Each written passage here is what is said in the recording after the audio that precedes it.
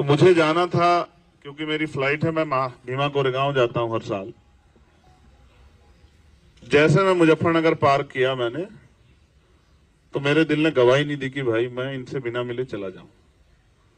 तो मैंने मुजफ्फरनगर पार करने के बाद दोराला से अपने सीनियर साथी से फोन करके कहा कि यार फ्लाइट तो दूसरी भी हो जाएगी, लेकिन अगर आज उनके दर्द में नहीं खड़ा हुआ तो शायद मैं रात को सो ना पाऊं।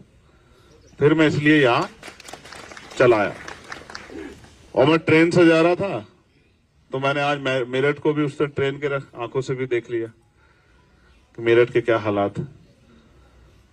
फिर अभी हमारे बीच जो एक सम्मानित पार्षद जिनके साथ अन्याय हुआ वो हमारे बीच में, हमारे छोटे भाई भी हैं। आप सब जानते हैं कल क्या हुआ। तो मुझे लगा कि जब ये लड़ाई, अब क्योंकि उन्होंने इस लड़ाई की कमान थाम ली है कि वो इसको लड़ना चाहते हैं, तो फिर हम सब लोग उनके साथ हैं। आप और मैं बेहतर जानते हैं कि पिछली बार बोर्ड की मीटिंग में क्या हुआ था मेरठ में।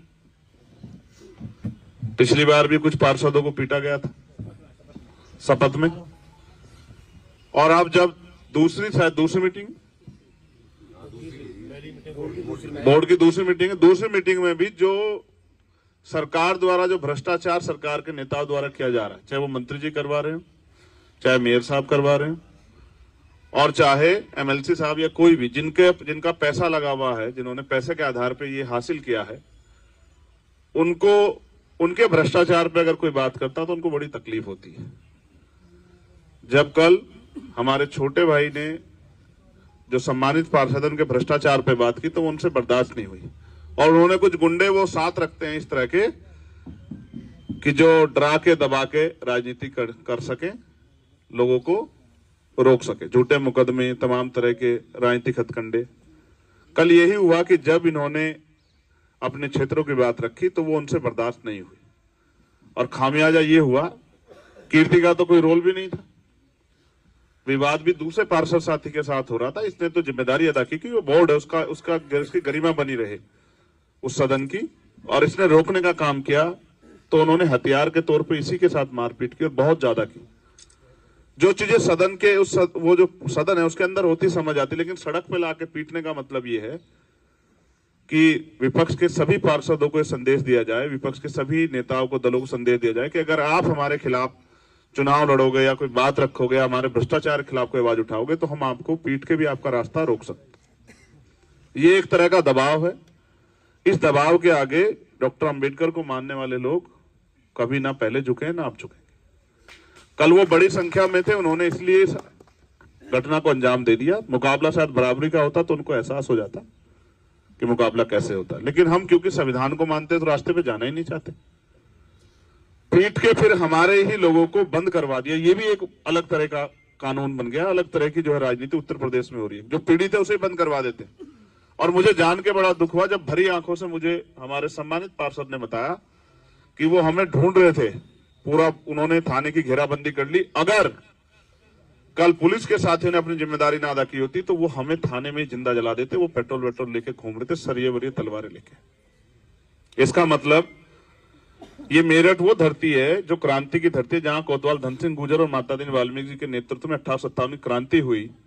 10 मई 1857 को उस धरती पे क्रांति यानी कि लोगों की हक की आवाज उठाना, जुल्म के खिलाफ आवाज उठाने के अपराध में, इसको आजकल अपराध माना जा रहा है उत्तर प्रदेश में, उन आवाज उठाने वालों की आवाज दबाने का काम जला के मार के करने का प्रयास सरकार के लोगों ने किया। आप जानते हैं, मुझे कहने में कोई वो नहीं, आप देखे सरकार के एक मंत्री कैसे कूद कूद के दलितों का दमन कर रहे थे, और वो तो अपने पद का भी दुरुपयोग, अपने पद की गरिमा को भी नहीं बचा पाए।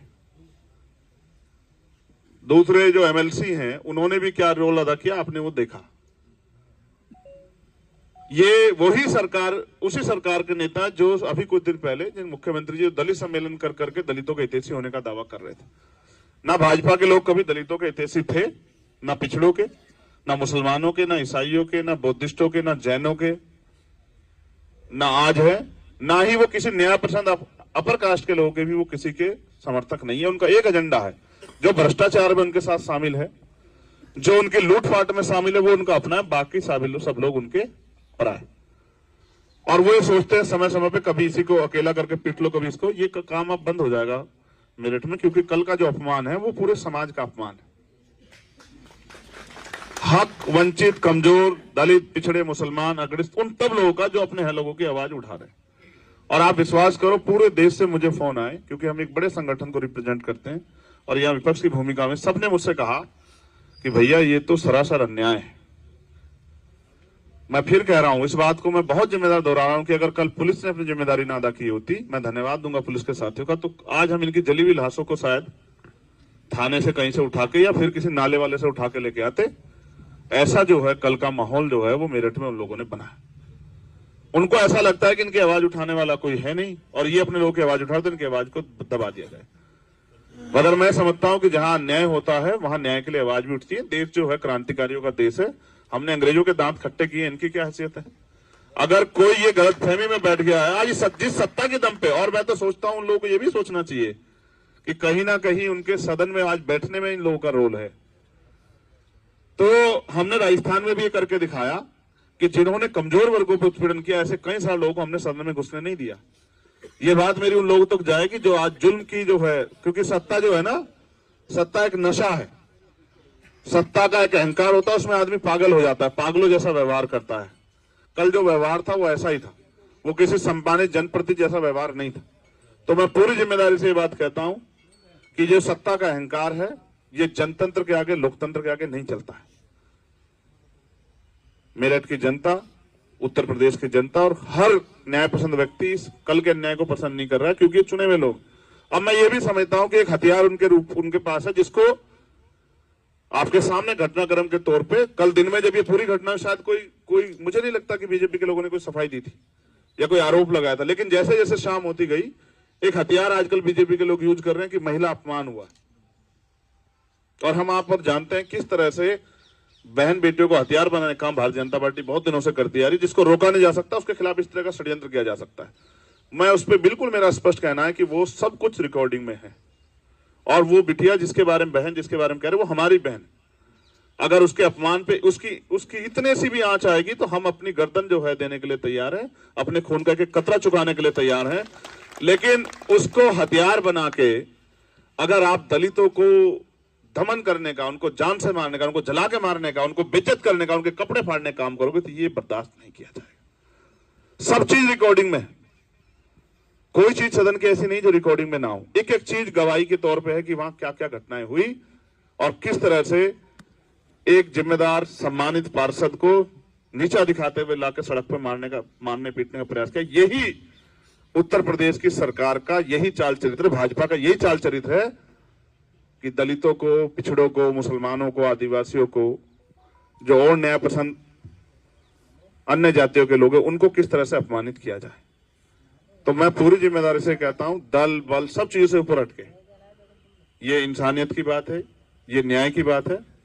हम, हमारी पार्टी, हमारा संगठन सम्मानित पार्षदों के साथ है। उनकी लड़ाई सड़क से लेके कोर्ट तक, जहां तक भी हम लड़ सकते हैं उसको लड़ेंगे। इनको किसी भी कीमत पे अगर इनके साथ दमन करने का प्रयास सरकार करेगी डराने के लिए, तो उस पे हम पुरजोर जवाब देने के लिए तैयार हैं।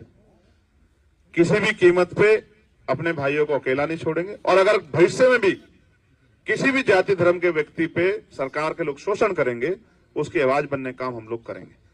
और क्योंकि इंदु शेखर के मामले में लंबे समय पहले एक घटना यहां गई थी, आपने देखा होगा किस तरह से एक मजदूर की, मिस्त्री की हत्या जो है वो अपने पैसे मांगने पे की गई थी और आज तक उसमें जो आरोपी हैं वो गिरफ्तार सभी लोग नहीं हुए।